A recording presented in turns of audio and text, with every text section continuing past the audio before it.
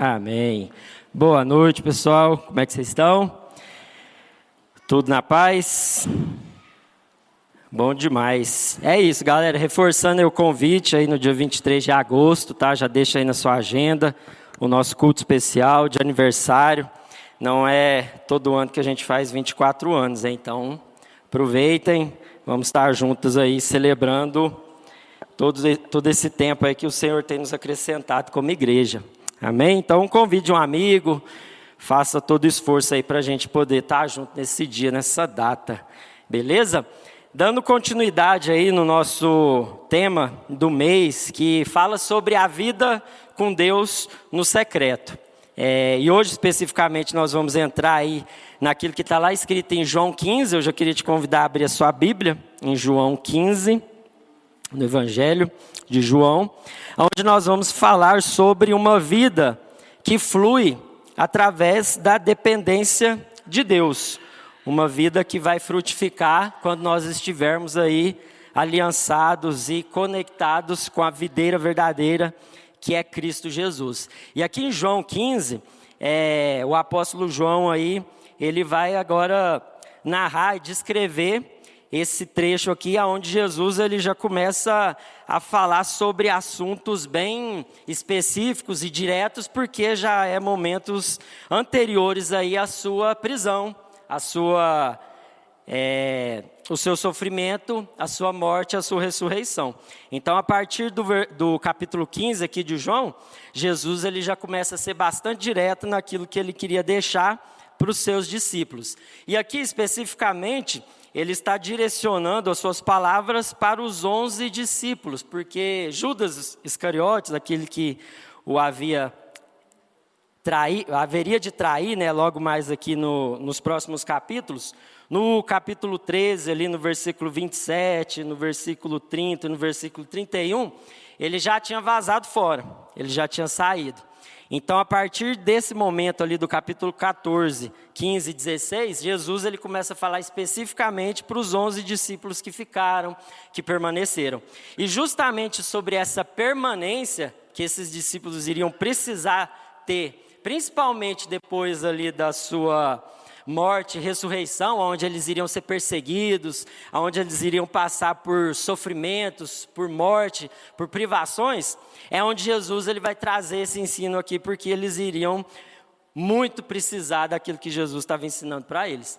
Então, em João 15, vamos ler aí do versículo 1 até o versículo 11. Eu vou ler na minha versão aqui, na NVT, que diz assim: Eu sou a videira verdadeira, e meu pai é o lavrador. Todo ramo que estando em mim não dá fruto, ele corta. Todo ramo que dá fruto, ele poda, para que produza ainda mais. Vocês já foram limpos pela mensagem que eu lhes dei.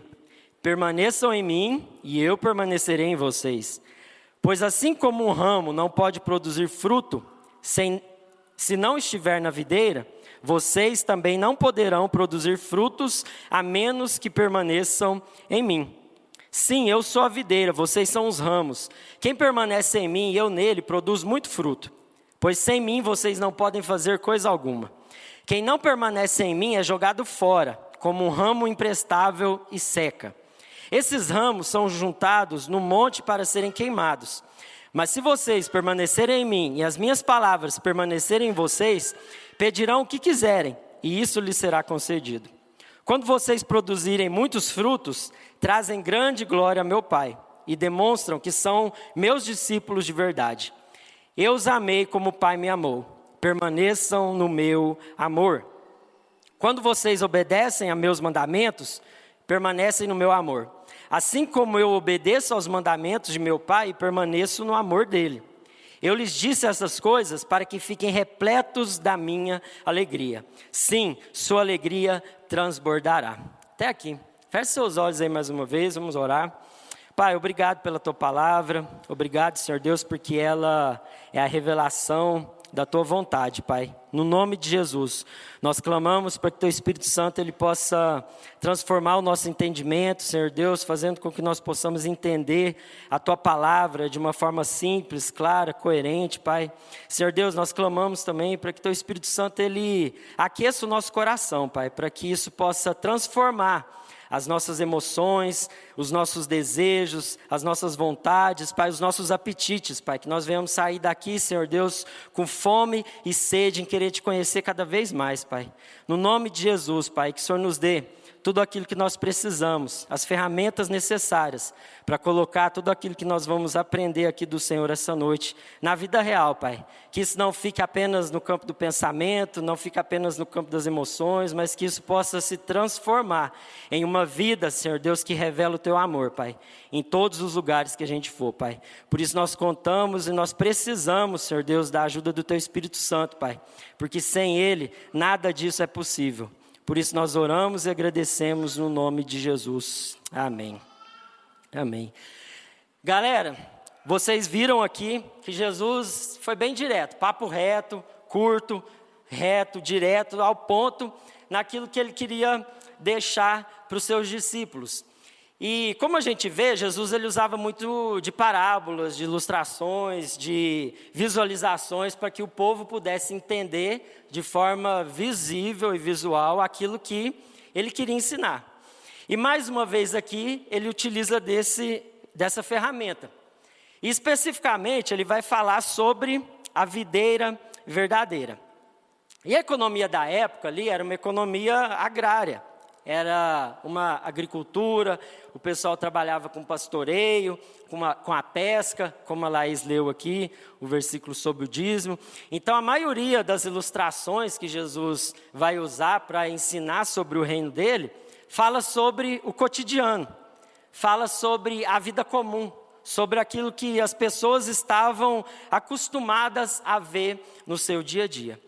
E é aí que nós precisamos entender que Jesus ele vem para nos mostrar a sua vontade, que ela é boa, perfeita e agradável, de uma forma simples, porque eles visualizavam aquilo que Jesus estava ensinando de uma maneira bem clara e objetiva, e uma maneira coerente. Por quê? Porque ele ensinava como alguém que tinha autoridade, diferente dos mestres da lei, dos fariseus, que ensinavam uma coisa e faziam outra. Jesus ele tinha autoridade, por isso ele ganhou a coerência e aquilo que as pessoas desejavam ouvir de uma forma sincera, porque Jesus ele vivia aquilo que ele ensinava, ele tinha autoridade por conta disso. E quando ele traz essa figura da videira, não é uma figura nova, principalmente ali para o povo daquela região, e principalmente também para os israelitas, porque ao longo de todo o Antigo Testamento, Deus ele vai trazer algumas ilustrações mostrando e falando novamente a respeito dessa videira, daquela árvore que produz o vinho. Mas se não bastasse isso, Deus também ele se apresenta, principalmente logo ali em Gênesis, no capítulo 2, do versículo 8 ao versículo 9, ele diz assim, ó: o Senhor Deus plantou um jardim no Éden, a leste, e ali pôs o ser humano que formou. Então o Senhor Deus fez brotar do solo todo tipo de árvores agradáveis aos olhos e boas para o alimento. No meio do jardim estava a árvore da vida e a árvore do conhecimento do bem e do mal. Então lá em Gênesis, já logo nos primeiros capítulos, Deus ele já se apresenta como um agricultor, como um lavrador, como um Deus que planta. Aqui nesse caso específico, ele estava plantando ali o jardim do Éden e todas as árvores, tudo aquilo que eles iriam desfrutar naquele jardim. Então Deus, desde o início, ele é um Deus que trabalha, é um Deus que lavra a terra, é um Deus que faz a terra crescer, é aquele que faz sair do solo o alimento para que as árvores, os animais possam se alimentar. Então Deus é um Deus que trabalha, Deus é um Deus agricultor desde o início. E depois, ao longo aí do Antigo Testamento, Deus ele vai usar aí essa ilustração da videira com o povo de Israel.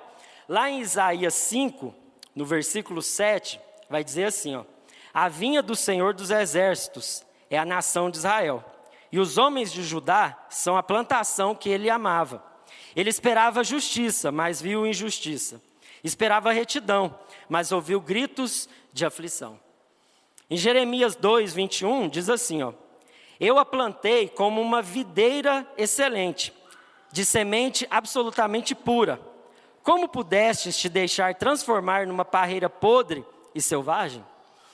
Então, no Antigo Testamento, Deus ele usa como uma figura a videira para exemplificar a nação de Israel.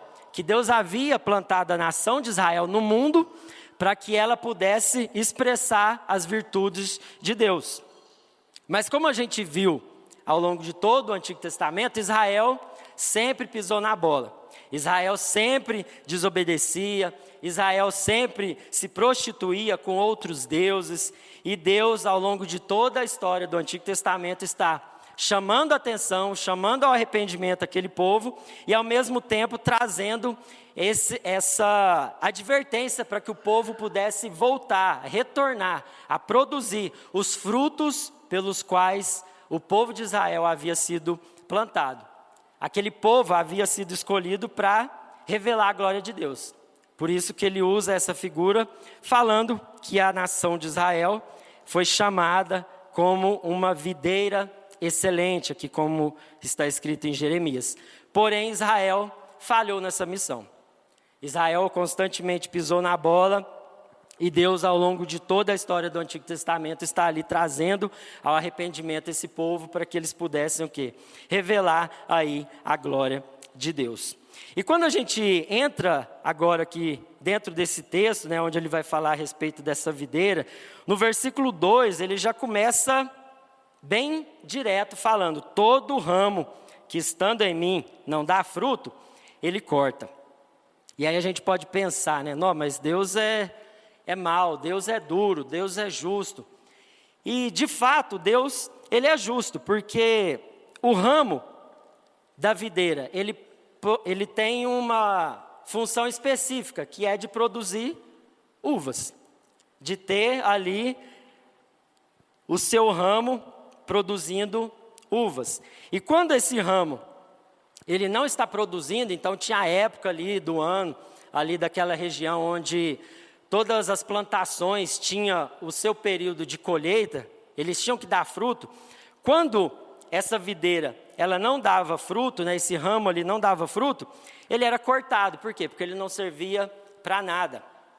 E como eu falei no começo ali, Jesus aqui ele estava dirigindo as suas palavras para os 11 discípulos que haviam permanecido com ele, porque Judas já havia o deixado. Então, uma primeira coisa que a gente precisa entender é que, infelizmente, nem todos aqueles que começam a caminhar com Jesus vão permanecer com ele. Nem todos aqueles que começam a andar com Jesus vão permanecer até o final. Porque essa pessoa, ela não foi transformada, regenerada, ela não conseguiu produzir os frutos esperados de uma nova criatura que agora nasceu em Cristo Jesus. E ao mesmo tempo, no versículo 2, na parte B, ele diz: todo ramo que dá fruto, ele poda, para que produza ainda mais fruto. Então, só para exemplificar, Pedro, pode pôr a primeira imagem aí, por favor? Para quem não conhece, né, essa aí é uma videira, uma plantação de videira, aonde ali tem já a uva, né, sendo produzida. E na plantação, os agricultores eles costumam elevar essa árvore para que ela possa ficar suspensa, porque senão a uva fica na terra, e aí os animais, os bichos podem comer, vem da doença, enfim. Então ela fica suspensa e o agricultor ele trabalha nesse ambiente cuidando dessa plantação. Então essa é a videira que Jesus estava falando, usando esse exemplo para que eles pudessem entender. Isso era uma realidade cotidiana deles. Havia muitas plantações ali de videira naquela região, assim como aqui, quando a gente anda aqui na região do Triângulo Mineiro, a gente vai ver muita plantação de café, né? De laranja, enfim. É típico da região. Então lá a videira tinha esse formato aí e era desse jeito. Então pode ligar, Luiz, por favor. Então quando Jesus ele está falando ali agora sobre a poda, né? Todo ramo que dá fruto, ele poda para que produza ainda mais. Agora ele está falando especificamente e novamente para os 11 discípulos, por quê? Porque logo após a sua morte, a sua ressurreição, os discípulos, eles seriam podados ainda mais. Por quê? Porque eles passariam por perseguições, mortes, privações, e eles precisariam permanecer em Cristo para que Cristo pudesse ser formado na vida deles. Porque até então eles estavam com Jesus, estava tudo certo. Pensa ali o líder Jesus andando e todo mundo ali junto com ele. Não, Jesus está aqui, estamos firmão, estamos tudo certo. E agora quando Jesus é humilhado, passa por açoites, morre e ressuscita, e eles vão ficar sozinhos, e depois o Espírito Santo vai ser enviado para que eles pudessem ser revestidos de poder. Jesus aqui, ele já estava dando um spoiler de como seria. Que aqueles discípulos, eles iriam ser podados ainda mais pelo testemunho que eles iriam passar no meio do sofrimento, no meio da perseguição do Império Romano, da morte, por tudo aquilo que eles iriam enfrentar. Até aquele momento eles foram podados, mas que depois eles seriam podados ainda mais, porque a poda ia ser um pouco mais forte. E diante desse início aqui, desse contexto da videira, e dessa forma que Jesus está ensinando, eu queria deixar conosco aqui para a gente poder refletir 4 aprendizados. E o primeiro deles é que aqueles que permanecem com Jesus serão podados. Não é se serão podados, mas é quando serão podados. Não existe uma opção, porque aqueles que desejam permanecer em Cristo, eles serão podados para que produzam mais frutos. E aí, Pedro, pode jogar a segunda imagem, por favor? Porque na agricultura, a poda, ela é uma prática, pode apagar aí, ela é uma prática rotineira e essencial para que o agricultor ele consiga remover as partes específicas das plantas, como galhos, folhas, ramos e brotos. E os principais objetivos da poda. E aí eu queria aqui destacar 4.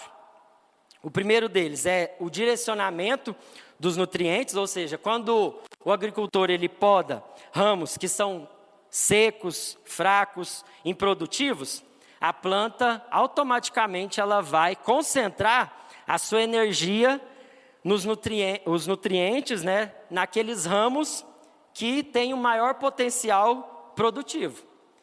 Então, a videira, ao invés dela enviar a seiva ali, os nutrientes que ela precisa para poder desenvolver para ramos e galhos que estão podres ou que estão doentes, quando o agricultor poda, a planta automaticamente deixa de mandar nutrientes para esse ramo que está ali com problema e começa a mandar os nutrientes necessários para aqueles ramos que têm mais potencial de produzir o fruto, a uva. E aí, quando a gente traz isso para a nossa vida, eu pergunto para mim, eu pergunto para você, o que o Senhor precisa podar na sua vida que tem roubado a sua energia? Quais são as situações, quais são as coisas que têm roubado o seu foco, a sua atenção, o seu vigor, a sua alegria, a sua energia, que o Senhor precisa podar hoje? Que está roubando a sua alegria de viver o Evangelho de Jesus. Às vezes é diminuir um pouco as redes sociais, porque quando você olha para a vida do outro, você acha que a sua é muito ruim. Às vezes é você parar de se distrair com coisas que não vão te levar a lugar nenhum na vida, e que estão drenando as suas forças, e tirando e roubando o seu vigor, a sua energia, naquilo que é importante, naquilo que é essencial. E aí quando chega no seu momento de você tirar um tempo para poder ler a palavra, orar, você não tem mais força nenhuma, porque tudo já foi sugado para tantas outras coisas que muitas vezes são lícitas, são importantes, mas que se você não cuidar, isso pode roubar e sugar as suas energias e as suas forças, que não vai sobrar nada para que o fruto que Deus deseja gerar através da sua vida seja produzido.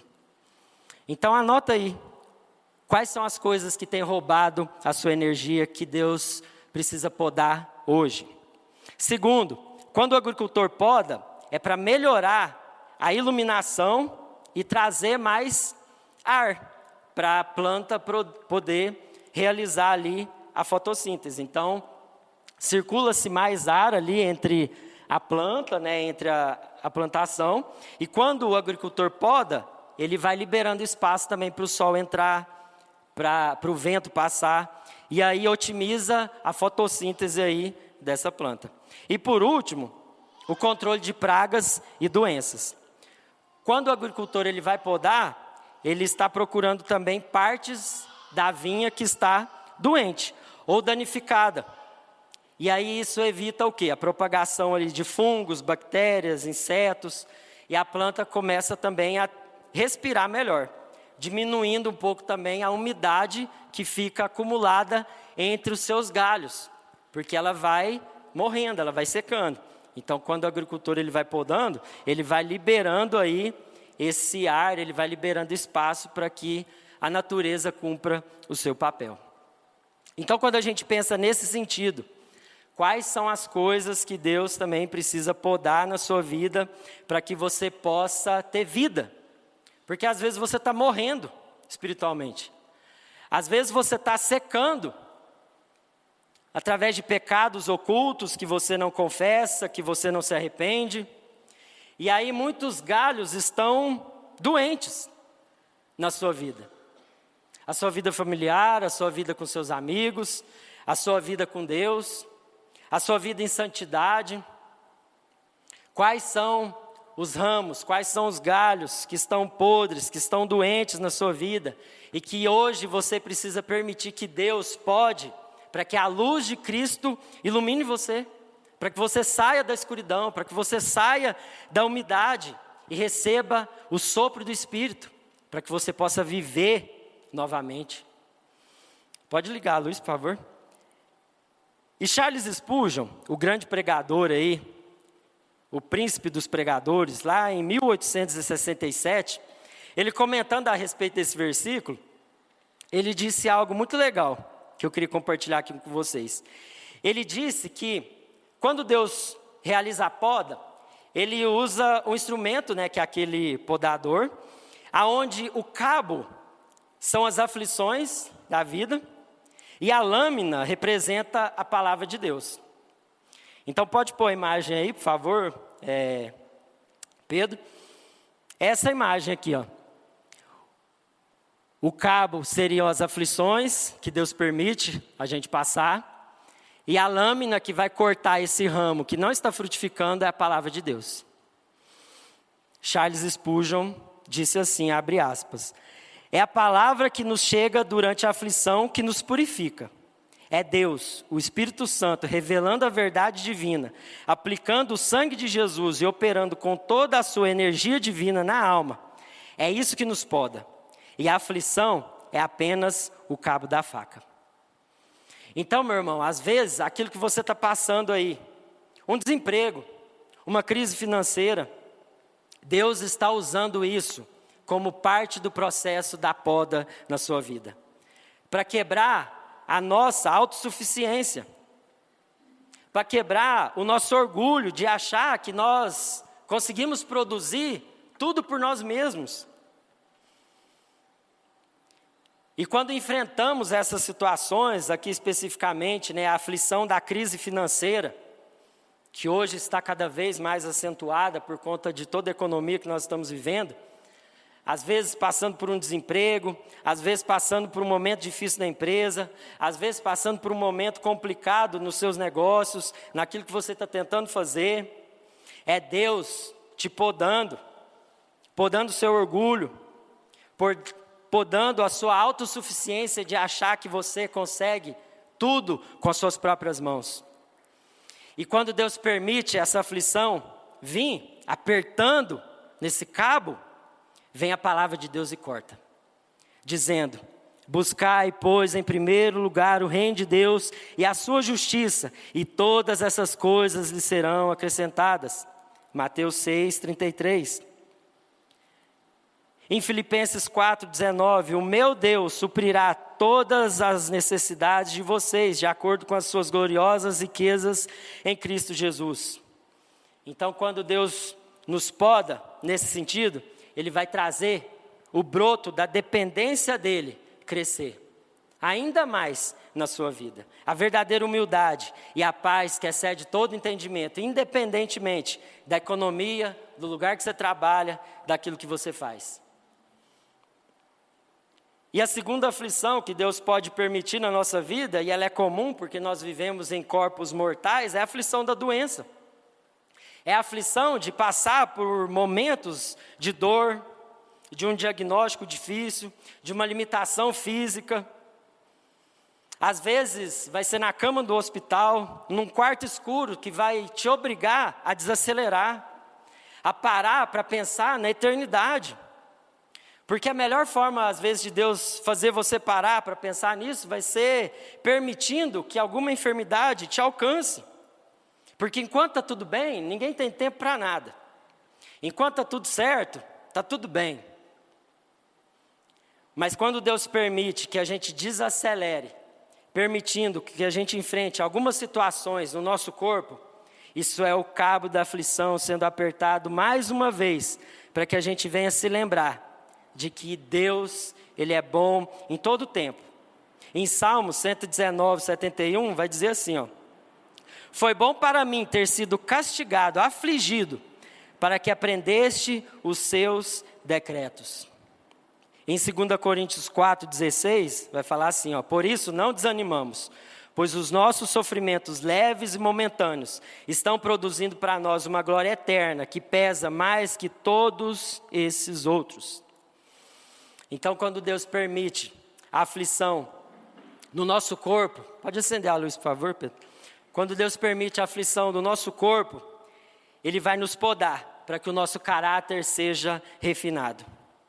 Para que a gratidão entre no nosso coração nas coisas mais pequenas, em poder acordar e levantar da cama. Para que a nossa esperança esteja fixado naquilo que é eterno, e não naquilo que é passageiro, e não aquilo que é temporário. Por isso, meu irmão, a pergunta é: quais são os pecados de estimação? Quais são as coisas que Deus precisa podar na sua vida hoje, para que você comece a gerar novos brotos de vida, e que isso possa gerar frutos por toda a eternidade? O segundo ensinamento que eu retiro desse texto é que nós não podemos produzir nada fora de Jesus. Nos versículos 4 e no versículo 5. Então, assim como um galho, ele é cortado. Quando você corta um galho, ele seca e morre.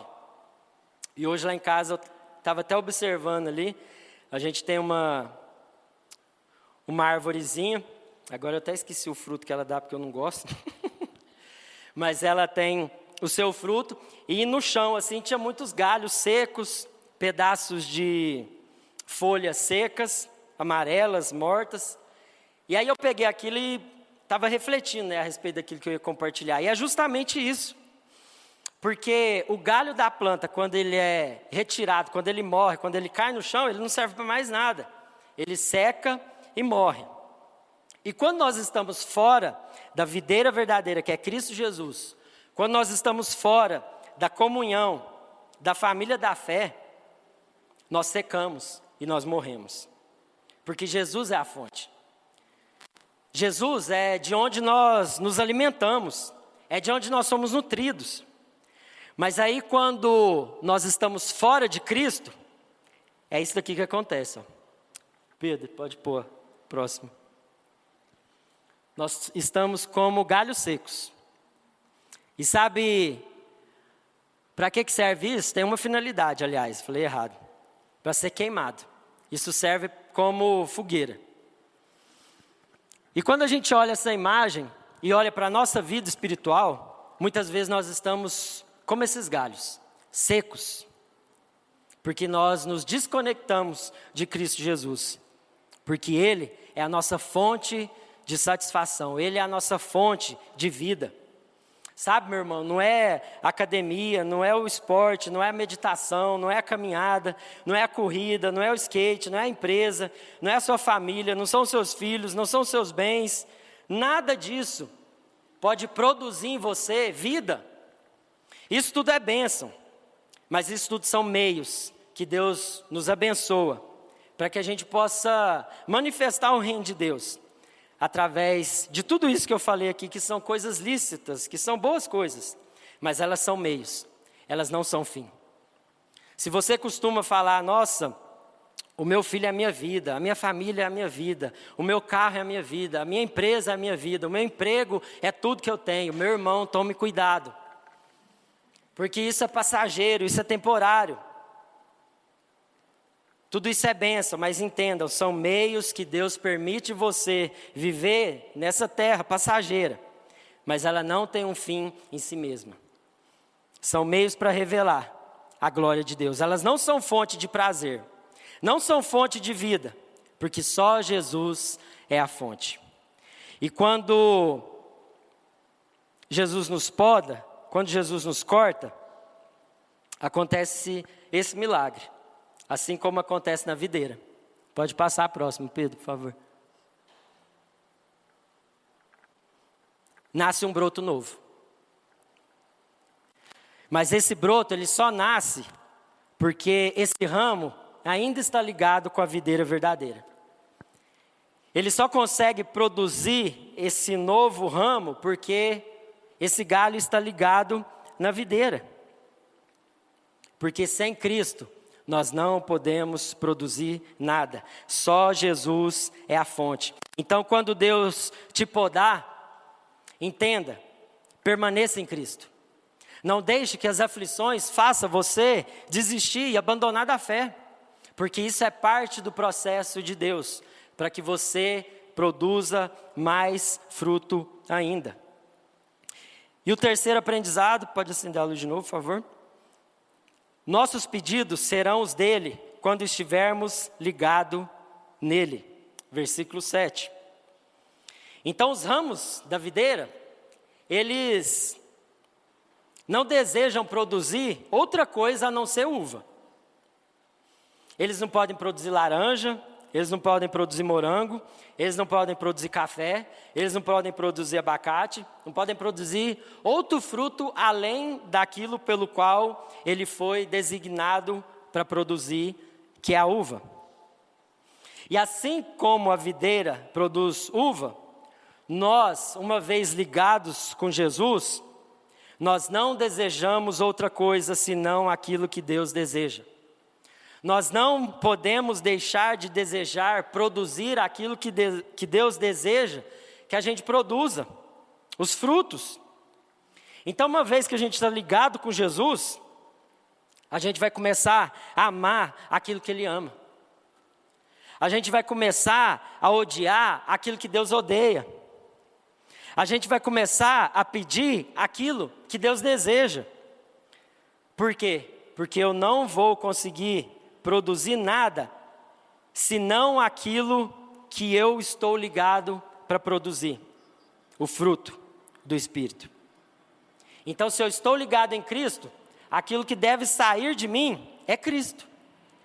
Então, esse versículo aqui não é aquele que você vai usar e falar, não, Deus está falando aqui que eu posso pedir qualquer coisa e Deus vai me dar. Então, beleza, amanhã, Deus, eu vou jogar na Mega Sena, me ajuda lá para eu acertar, tá? E é isso. Ou Deus, amanhã eu vou fazer uma entrevista de emprego e eu quero muito, então assim, me ajuda para eu poder passar? Não, não é sobre isso. Podemos orar pedindo coisas lícitas? Sim. Deus vai responder? Vai. Sim, não, ou talvez, ou espere. Mas será que a gente está conectado com Ele a tal ponto de entender qual é a vontade dEle? Porque à medida que você está ligado com Jesus, e a seiva, os nutrientes de Jesus começam a ser enviados para você que é o ramo, você naturalmente vai começar a pedir, a desejar, a amar aquilo que Deus deseja. E você vai começar a produzir esses frutos que Ele fala aqui. E por fim, o último ponto, nós vamos mostrar que somos verdadeiros discípulos pelos frutos. E o que são esses frutos, afinal de contas? E aí eu queria te convidar aí a abrir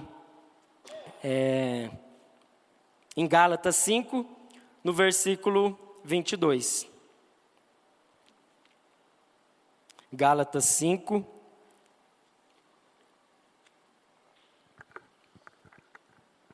no versículo 22. Que diz assim, ó: mas o Espírito produz este fruto: amor, alegria, paz, paciência, amabilidade, bondade, fidelidade, mansidão e domínio próprio. Não há lei contra essas coisas. Aqueles que pertencem a Cristo Jesus crucificaram as paixões e os desejos de sua natureza humana. Uma vez que vivemos pelo Espírito, sigamos a direção do Espírito em todas as áreas da nossa vida. Agora eu queria te convidar a abrir também Mateus, no capítulo 7, vamos ler aí do versículo 15 até o versículo 20. Mateus, capítulo 7, versículo 15 ao versículo 20.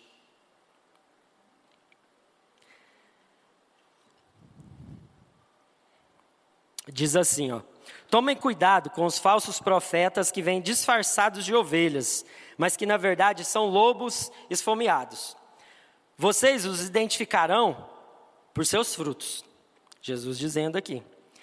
E é possível colher uvas de espinheiros ou figos de ervas daninhas? Então aqui é aquilo que eu falei, não tem como a gente produzir outra coisa senão aquilo pelo qual nós fomos criados para produzir. Da mesma forma, a árvore boa produz bons frutos e a árvore ruim produz frutos ruins. A árvore boa não pode produzir frutos ruins e a árvore ruim não pode produzir frutos bons. Toda árvore que não produz bons frutos é cortada e lançada ao fogo. Portanto, é possível identificar a pessoa por seus frutos. Então, como que a gente diferencia aqui o verdadeiro discípulo daquele que é simpatizante de Jesus? Daquele que está só gostando do movimento, daquele que acha só Jesus legal, daquele que acha Jesus o maior coach de todos os tempos, o maior psicólogo, enfim. Qual a forma que você enxerga Jesus? Nesses dois versículos nós vamos identificar aqueles que são discípulos verdadeiros de Jesus e aqueles que fazem parte apenas da multidão, que está seguindo Jesus, mas não quer nenhum tipo de compromisso com Jesus. Vai ser pelos frutos. Não vai ser por nenhum outro motivo, senão os frutos que essa pessoa gerar na sua vida. Porque a multidão, ela quer Jesus por aquilo que ele pode oferecer. Mas os verdadeiros discípulos, eles desejam Jesus por aquilo que ele é. Então você só busca Deus quando as coisas estão difíceis. E logo depois que você recebe o seu milagre, o seu benefício, você volta a viver da mesma forma, então você está no meio da multidão. Se você experimenta o milagre e no outro dia continua vivendo da mesma forma, você está no meio da multidão. Mas se você experimenta o milagre, se arrepende, é transformado e muda de vida, então você é discípulo. Se você inventa desculpas para não obedecer, você está no meio da multidão.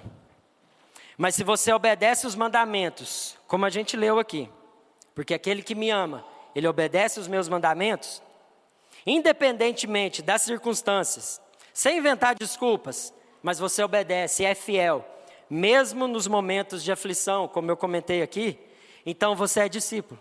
Então você vai ser podado, para que você produza mais fruto ainda.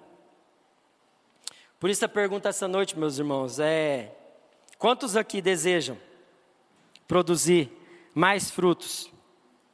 Quantos desejam ser podados por Deus? Para que você possa manifestar o reino de Deus em todos os lugares que você estiver? Será que você, ao longo dos anos, tem amado mais a Jesus, tem se alegrado mais, tem tido mais paz, mais paciência, você tem amado mais, você tem sido mais bondoso, você tem sido fiel, você tem sido manso, e você tem exercido o domínio próprio? Você tem experimentado a frutificação? Porque esses são os frutos que Deus deseja que nós produzimos. Não é outro, não é nada além disso. Mas a gente precisa permitir Deus nos podar.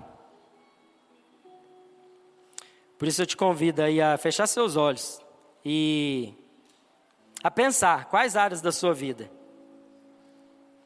estão podres, estão doentes, estão secas, que precisam ser podadas hoje. Às vezes você está como aquele galho seco, morto, sem vida, porque você se desconectou de Cristo Jesus. Mas essa noite, Deus ele te convida para se conectar novamente com Ele, para que você tenha vida e vida em abundância. Em nome de Jesus, feche seus olhos aí, fala com Deus. Enquanto os meninos ministram mais uma canção, que você possa orar aí no seu lugar e colocar tudo isso diante de Deus, em nome de Jesus.